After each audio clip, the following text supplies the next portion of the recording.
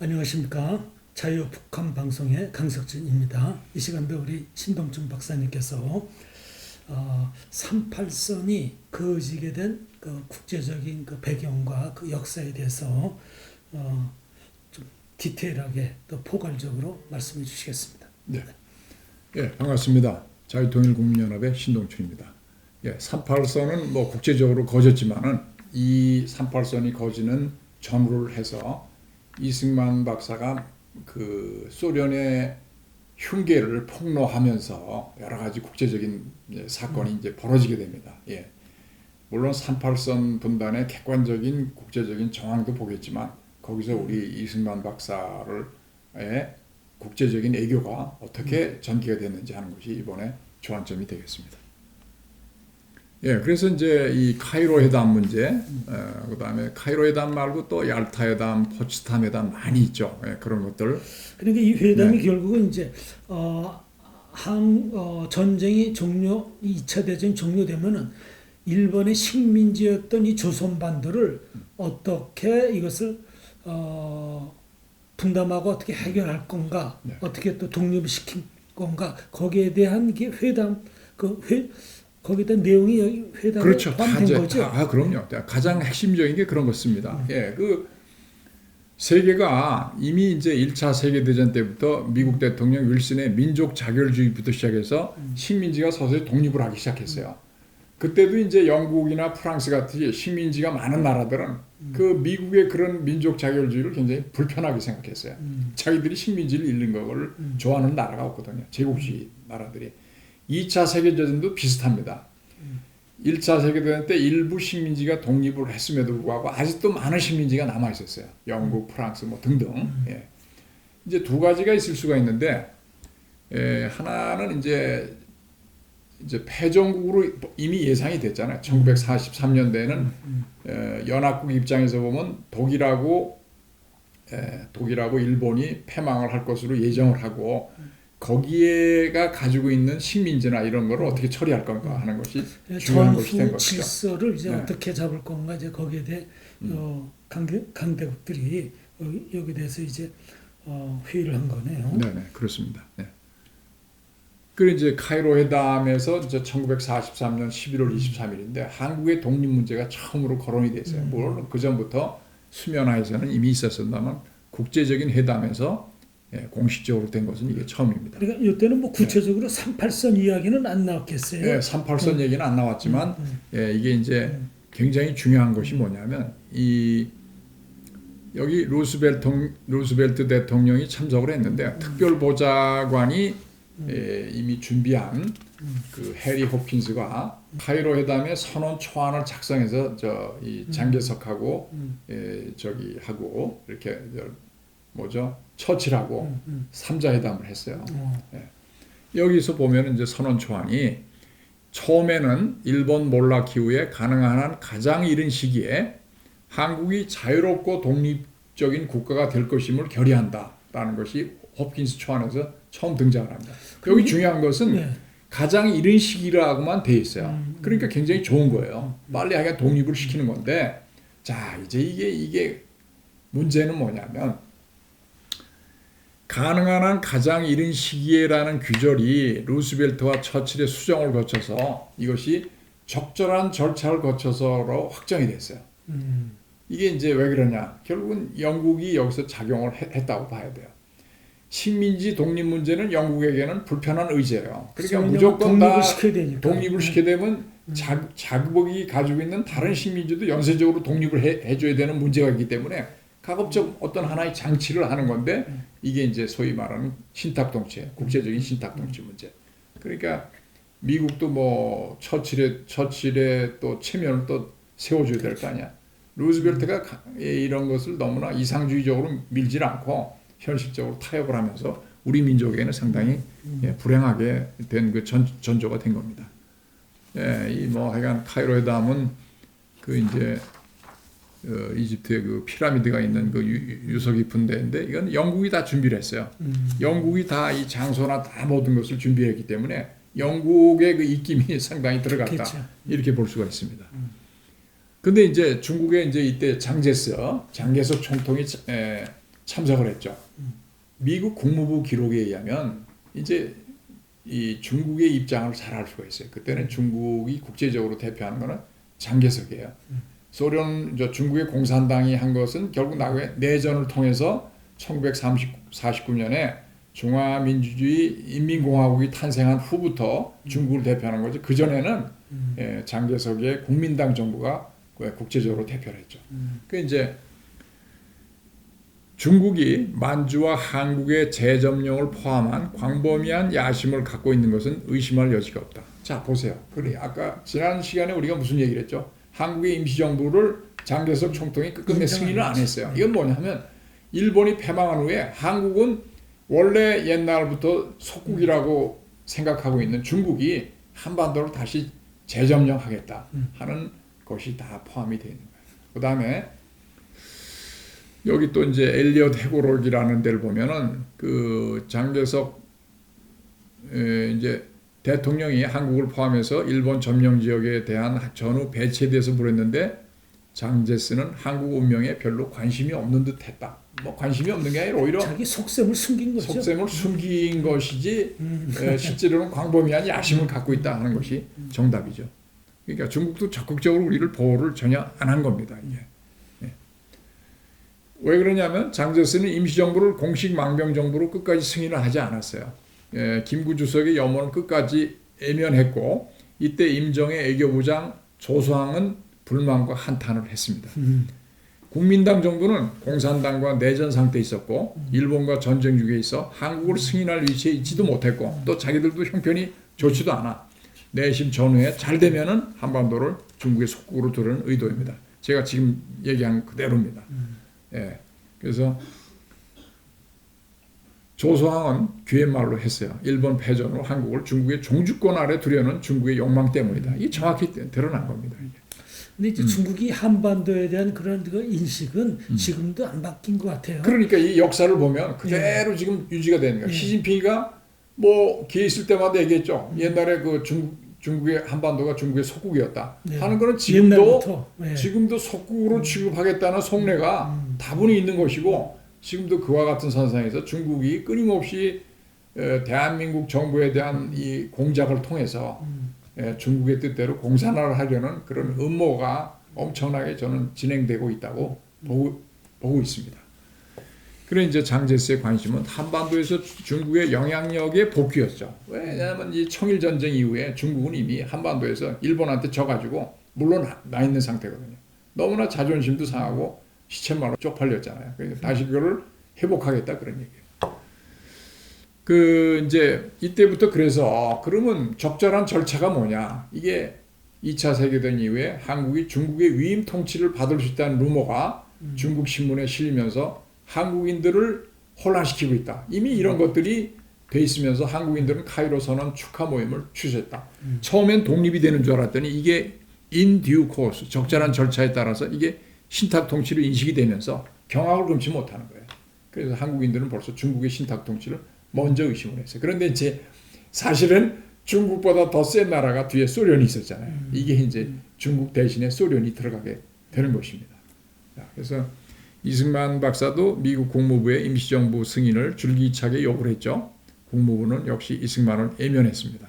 예, 제가 보기에는 전후 질서가 어떻게 될지 몰라. 미국 입장에서는 자국의 이익 확보, 신탁통치 가능성을 염두에 두었고 뭐 국제적으로 또 처칠하고도 타협하고 또 스탈린하고도 타협을 해야 되니까. 미국은 처음부터 한반도에 대해 어떤 지배하려는 그런 그 의도가 전혀 없었던 지배하려고 했으면 이런 신탁통치 가능성을 염두에 두질 않죠. 그냥 바로 그도 그럴 것이.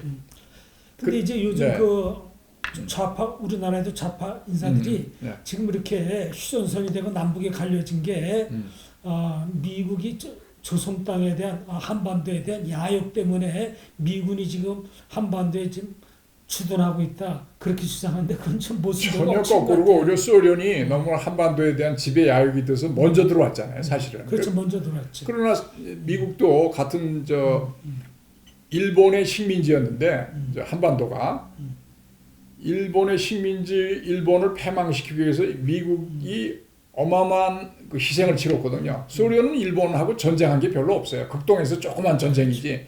그러니까 어떻게 보면 공정하게 보면은 미국이 희생자가 많기 때문에 한반도를 내가 보기에는 10분의 9는 먹어야 될 것 같아요. 10분의 9 정도는.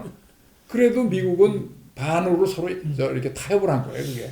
그렇지 않습니까? 지금? 네. 소련의 그 국동군이 네. 일본이 45년도 8월 15일 항복하기 전에 이미 청진 쪽 그쪽으로 이미 상륙을 했었다고 하더라고요. 8월 9일인가 그때 들어와서 불과 일주일 동안 일본하고 뭐 교전 비슷한 거 하면서 한반도를 다 먹으려고 했었던 거예요. 그러니까 이게 처음부터 한반도에 대한 그 야욕에 예. 그 탐심이 있었었어요. 소련. 아유 당연하죠. 왜냐하면 소련은 전통적으로 그 남하 정책을 했잖아요. 소위 부동항을 해서 그러면 브라디보스톡도 부동항인데 이거 가지고 충족이 안 되잖아요. 청진항, 원산항, 막말로 부산항까지 확보를 하면 태평양으로 완전히 진출할 수가 있잖아요. 그러니까 그게 이제 중요한 거죠. 그래서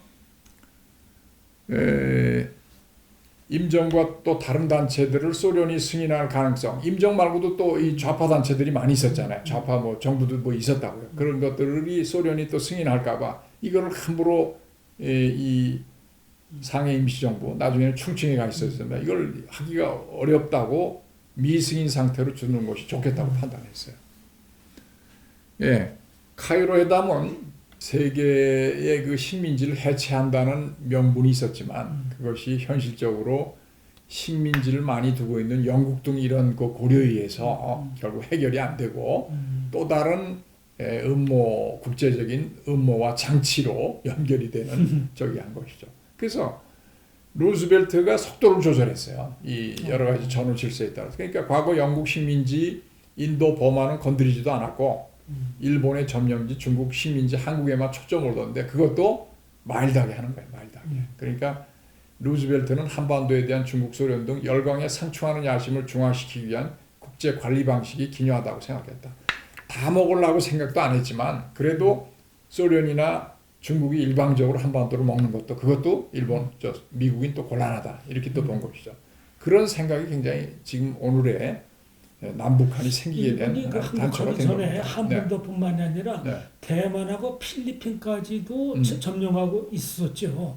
그렇죠. 예. 그 나라에 대한 이제 일본이 패전된 이후에 어떻게 그 나라들을 독립시킬 건가 거기에 대한 이제 그 회담이 이 소련, 영국 이런 지도자들하고 거기서 대화가 이제 오고 갔겠죠. 근데 점진적으로 할 거냐 어떻게 할 거냐, 거기에 대한 이제 디테일한 것이 그 최종적으로는 우리 한반도 경우는 좀 이제 다르게 나타났겠죠. 예, 지금 그리고 또 하나 중요한 거는 열강이 한국인의 자치 능력에 대해서 상당히 좀 회의적이었다는 것 같아요. 미국의 시각도 많이 이렇게 나타나고 있었습니다.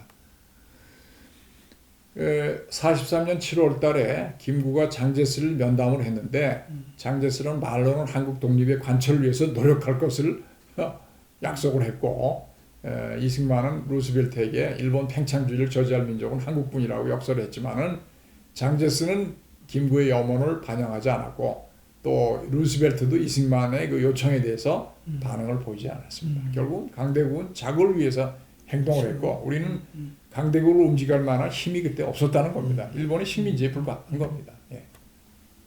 그게 이제 냉혹한 국제 이제 질서의 이제 하나겠죠. 그렇습니다. 예, 우리가 그러니까 대한민국의 운명이 어떤 국내적인 요인보다는 국제 정치적인 그 힘의 논리에 따라서 운명이 결정되었다 하는 것을 알기 때문에 애교가 더 중요하다는 사실이 여기서 이제 드러나는 것이죠. 자, 이제 샌프란시스코 강화 회의가 있습니다. 샌프란시스코 강화 회의는 역시 이제 2차 이제 그 1차 세계 대전은 1919년에 파리에서 열린 파리 강화 회의인데 2차 세계 대전은 이제 미국이 주도를 했기 때문에 샌프란시스코에서 강화 회의가 열린 거예요. 예. 이승만은 이때도 1944년 6월 7월부터 그 임시정부 주미애교위원부의 위원장 직함으로 해서 미국의 소리라는 라디오 방송을 진행을 했어요. 한국이 독립할 것이고 한국인들한테 희망과 용기를 잃지 않게 하도록 방송을 했습니다. 엄청나게 일생을 갖다가 독립운동에 바친 사람입니다. 예. 자, 그 다음에 이제 굉장히 중요한 이제 사건들이 전개되는데 45년 2월 5일 날 이승만은 미국의 국무차관 조셉 그루에게 전보를 발송을 해서 한반도의 공산 정권을 수립하려는 소련의 야욕을 막는 방법으로 임정을 즉시 승인해 줄 것을 요구했어요. 이거는 승인의 요구가 단지 독립이 아니라 소련이 한반도의 공산 정권을 수립하는 걸 막아야 된다라는 또 이유를 또 댄 것이죠. 네. 그러니까 소련의 그 야욕을 이승만은 아주 정확히 하고 있어요. 그러니까 공산당의 당부당을 1923년에 썼듯이 이렇게 미국의 루스벨트보다 한 수 앞서서 소련의 야욕을 알 수 있는 능력은 뭔지 저는 참 그게 궁금합니다. 솔직히. 대단한 해악이죠. 네, 그렇습니다. 그래서 이제 임시정부가 45년 2월 28일에 독일에 선전포고했어요. 일본에도 했죠. 국제적으로 인정을 못 받았지. 이건 왜 그러냐면 45년 4월 달에 샌프란시스코에서 이제 이 강화회의가 열릴 예정인데 이 체의에 참가하려면 3월 1일 이전에 독일의 선전포고 조건이 붙어 있었어요. 그러니까 3월 1일 이전인데 2월 28일 날 마감날 한 거예요. 마감날. 재미있죠. 어쨌든 우리가 많은 분들이 독립운동을 많이 이렇게 치열하게 했어요. 네. 하여튼 참 몸부림을 친 거죠. 몸부림을 쳤습니다. 힘은 없는데 그냥 그 아둥바둥 정말. 예. 미국 국무장관이 이때 3월 8일 날 4월에 열린 샌프란시스코 유엔 창립총회에 임정 대표를 초청해 줄 것을 요청을 했습니다. 그런데 중국의 외교부장 송자문이라는 이 사람은 좌우 합작을 그 임시정부는 좌파는 아니거든요. 어쨌든 반대 성명을 발표를 했어요. 반대 성명을 발표했어요. 어쨌든 간에 이승만이 창립총회에서는 프랭클린 루즈벨트가 얄타에서 한반도를 소련에 양도해 주었다는 정보를 접한 후에 소련을 맹공격하는 선전을 했어요. 이때 소련하고 정면으로 맞섰어요. 얄타 회담이 45년 2월 달에 열려요. 그러니까 샌프란시스코 강화 조약 바로 직전에 열린 거예요. 이 루머가 퍼진 거를 이승만이 입수를 해서 루즈벨트가 양보를 했다 해서 이걸 맹공을 이제 하는 겁니다. 그래서 이 반소 전단지가 소련 측 대표들의 수중에도 들어가게 돼서 소련은 이승만과 임시정부를 극도로 적대시했습니다. 이미 벌써. 그러니까 오히려 김구 선생이 이런 거를 더 좀 잘 알았어야 되는데 이게 참 현실 인식이 좀 그 국제적인 감각과 그런 부족했다고 저는 생각합니다. 네. 이 벌써 이렇게 소련이 우리 임시정부를 다 시쳇말로 개무시를 했는데 뭘 가서 거기하고 뭐 합작을 하겠다는 거예요. 좌우합작을. 예. 그래서 이제 얄타 회담이 중요한데 그 아까 얘기한 것처럼 45년 2월달에 얄타 회담이 소련의 이제 거기 이제 카스피해 그 휴양지에 있었어요. 그런 이제 이게 소련의 페이스로 하겠다는 의도예요. 스탈린이 이 얄타는 굉장히 가까워요. 바로 자기 휴양지예요. 휴양지에다가 모스크바하고 가깝죠. 그러면 루스벨트 같은 사람은 카이로를 거쳐서 뭐 해서 대서양을 뭐 수개월을 여행을 해야 돼요. 그때 루스벨트가 병약했어요. 거의. 그때 뭐 회담 난 거고 망토를 걸치고 굉장히 이렇게 병약한 모습. 얼마 안 있다 죽었거든요. 그래서 포츠담 회담 때는 이 수석 대표가 루스벨트에서 트루만으로 교체가 됐어요. 그때 죽어가지고 1945년 7월 달이죠. 그래 이제 이게 얄타 밀약설을 이제 주장했습니다. 이승만 박사가 미국과 영국이 한국을 소련의 지배하에 넘겨주기로 비밀 협약이 이루어졌다는 주장을 발표해서 이때만 해도 383 같은 거 생각을 않고 한반도를 소련에 넘길까봐 이걸 이제 밀약설을 하면서 미국 국무부는 그런 적이 없다라고 하겠죠, 당연히. 그러면서 충돌을 했어요. 그래서 이제 소련이 한반도의 점령국으로 진주하면서 이승만을 반소적인 인물로 지목을 했죠. 그러니까 수명적으로 이게 소련하고는 이익을 나눠 가질 수 없는 그런 상황입니다. 그 뒤에 벌여지는 일련의 정치 과정에서 이승만의 참여를 사실상 배제하기로 이미 다 계획이 돼 있고 꼭두각시 인물인 30대 초반의 청년 장교인 김일성이를 거기 북한의 사실상 그 지도자로 내세운 것이죠. 그 이제 45년 8월달에 소련은 그 자기들의 그 보낸 보고에서 이승만을 한국의 망명 정치인들 가운데서 가장 반동적이고 반소적인 인물이라고 보고를 했어요. 그러니 이게 되겠습니까 이게? 자기들의 그 야욕을 딱 꿰뚫고 있는 사람이 이승만이었으니까 네, 네. 이승만에 대해 그럼요. 좋게 볼 수가 없었죠. 그 이제 그러면 우리가 여기서 한번 이승만과 얄타 미략의 실체에 대해서 한번 보자 이거죠. 예. 어쨌든 이승만은 이 얄타 미략을 제기해서 미국의 관심을 제고하는 데 성공을 했어요. 결과는 뭐겠습니까? 얄타 미략에서는 어떻게 되냐면 소련이 한반도를 다 먹는다 이렇게 묵계가 돼 있다가 주장을 하니까 미국이 가만히 생각해 보니까 이런 미략이 불편하잖아요. 자기들이 뭐 한반도를 그냥 일방적으로 내준다 하는 오해도 불식해야 되니까 결국 이게 38선으로 타협하는 계기가 되지 않았겠느냐. 이 미략서를 제기로 해서 이게 상당히 압력이 된 것이죠. 그 이제 여기 이제 보면은 1945년 5월달에 그 전향한 러시아인인 에밀 구베로라는 사람이 이승만을 찾아와서 얄타회담에서 조선을 소련의 영향 아래 두기로 했다. 이건 전향한 그 소련 사람이니까 정확히 그 정보를 아는 거예요. 이미 그렇게 제보를 해줬어요. 이승만이 그래서 얄타 미략서를 제기를 했는데 미국 정부는 공식 부인을 했고 후일에 동아시아 관련 비밀 협약을 공개했다. 그래서 이승만이 말한 미략은 동아시아에 관한 공식 협약이 아니라 스탈린이 따로 미국의 누군가와 협의한 일일 것이다. 미국의 첩자 옛날에 이 기록에도 나오는데 엘저히스라는 미국 정부에 있는데 소련의 첩자라고 알려진 사람이에요.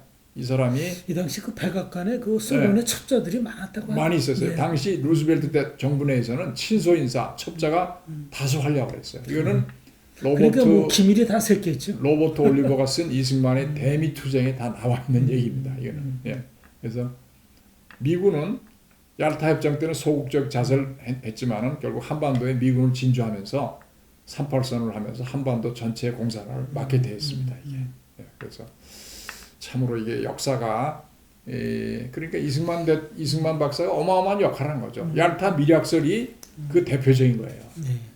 한반도를 소련에 다 먹힐 수 있는 가능성이 있었는데 이것을 미국으로 하여금 미국을 자극시켜 가지고 한반도의 반을 미국이 차지하게 서로 나눠 갖게 되면서 전체적인 공산화를 막게 된 것이죠. 조금 전에 말씀드린 것처럼 일본이 항복하기 전에 소련은 이미 청진 쪽 동해안 쪽으로 이미 상륙을 하고 그 다음에 8월 언젠가 평양으로 또 들어왔다고 하더라고요.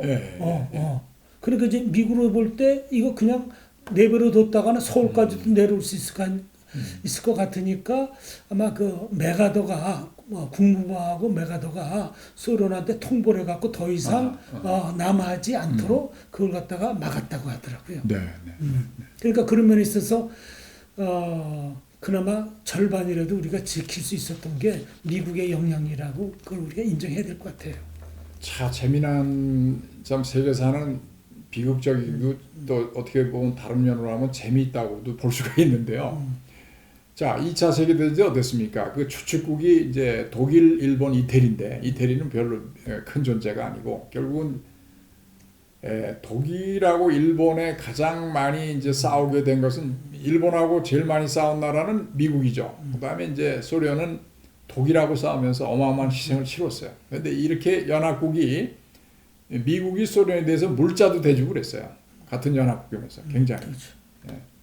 또 재밌는 거는 소련은 독일 전선에 집중을 하면서 일본하고 또 같은 전쟁을 동시에 수행하면 너무나 부담이 크고 힘들어서 일본하고 사실 또 미략을 맺었어요. 일본하고 서로 전쟁 중에 안 한다고 하는데 이제 다 이겨놓으니까 8월 9일 날 그제서 마지막에 일주일 들어가면서 자기들이 마치 대일 전쟁에서 뭐 승리를 한 것처럼 과시하기 위해서 그렇게 한 건데, 그러니까 이제 그 미국과 소련이 전후에 적극적으로 협력을 해야 되는데 거기서 또 뭐가 갈랐냐? 이념이 갈린 겁니다.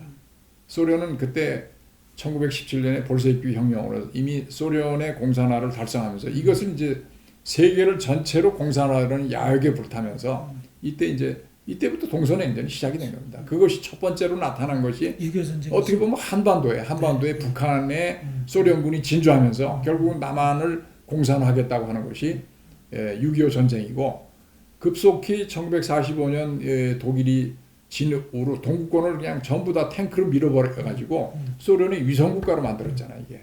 그러니까 이제 처칠이 전후에 그 동서냉전을 철의 장막이 들어졌다고 하면서 또 연합국이 가장 미국의 우방으로서 전쟁 때는 협력을 하던 소련이 2차 세계대전은 가장 적대적인 국가로 이렇게 되는 참 세계사의 아이러니고 소련하고 1945년부터 90년에 소련이 망했으니까 거의 35년 동안은 어마어마한 체제 경쟁을 했죠. 예. 지금 이제 소련이 그 망하게 된 걸 또 얘기 안 할 수가 없는데요. 소련이 이게 결국은 이 스탈린에 의한 독재 국가잖아요. 스탈린 이후에 전부 후르시초프 또 뭐 여러 지도자가 나왔지만 결국 공산당 일당 독재거든요. 이게 국민 생활이라는 게 자유가 없고 인권은 무시되고 생산은 전부 공산당이 통제를 하니까 전부 소련은 국가주의입니다. 철저한 전체주의 국가주의니까 뭐 우주 비행선도 먼저 쏘아 올렸잖아요. 스푸트니코라고 해서 또 우주에 인간이 제일 먼저 우주선에 탄 것도 소련이에요. 그래가지고 케네디 대통령 때 이게 완전히 그냥 충격을 받아가지고 그때부터 본격적으로 우주 개발을 되면서 또 이제 미국이 결국 레이건 대통령 때 본격적으로 소련 붕괴 작전을 시작을 했어요. 군비 경쟁을 의도적으로 했다고 하더라고요. 소련을 붕괴시키면서. 그렇죠. 그걸 이제 레이건 대통령 그 이전부터 됐겠지만 카터 대통령은 우리 주한미군 철수한다고 하고 카터 대통령은 굉장히 이상적인 인물인데 미국 정치에서는 아주 거의 이 제대로 존재감이 없죠. 그야말로. 그 카터 대통령이 그 아주 비우호적인 사람입니다. 지금도 그래요. 카터 대통령이 뭐 10수년 전에 북한 또 방문해가지고 뭐 쇼를 또 했잖아요. 또. 옛날 94년대 또 김일성도 가서 만나 그랬어요. 그래 이제 레이건 대통령이 본격적으로 소련 붕괴 작전이 시작이 되는데 군비 경쟁을 하고 특히 마지막에는 이제 우주 전쟁까지 벌려가지고 막 소련을 군비 경쟁으로 끌어들이는 거야. 소련이 그 동안에 미국하고 경쟁하면서 차원을 다 거기다가 쏟아가지고 민생은 도탄에다 빠져 있잖아요. 국민들이 먹을 게 없어서 무조건 줄을 서야 되는 그런 상황인데 거기에 마지막 그때 뭐 요란했잖아요. 뭐 그 전략무기 제한 협정 뭐 이런 협정들이 무지하게 많아요. 솔트 뭐 그러면서 소련이 그냥 본물처럼 이 뭐 이게 자유와 물결도 되면서 터지면서 순식간에 붕괴가 되는데 재밌는 거는 그 독일이 통일할 때 서독에서 소련이 경제가 안 좋으니까 엄청난 차관을 갖다 소련이 줬어요 그때. 그러면서 독일이 줬죠. 독일이 줬어요. 서독이 준 거죠 그때는. 그래서 독일이 통일하는데 소련이 적극적으로 반대를 안 한 겁니다. 예. 그래서 뭐 고르바초프가 큰 역할을 거꾸로 했는데 고르바초프가 소련에서는 별로 환영을 못 받겠죠. 왜냐하면 소련의 대제국을 무너뜨렸다 해가지고.